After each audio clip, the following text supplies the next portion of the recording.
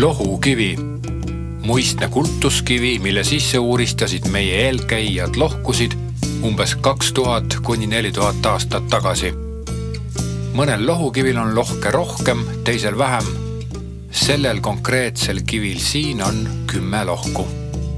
Kuna raua- ja pronksiaja inimesed olid põllumehed, siis arvatakse, et lohke uuristati kivide sisse viljakusrituaali käigus. Milline oli see rituaal ja kuidas see välja nägi, oleks huvitav teada saada ja kogeda.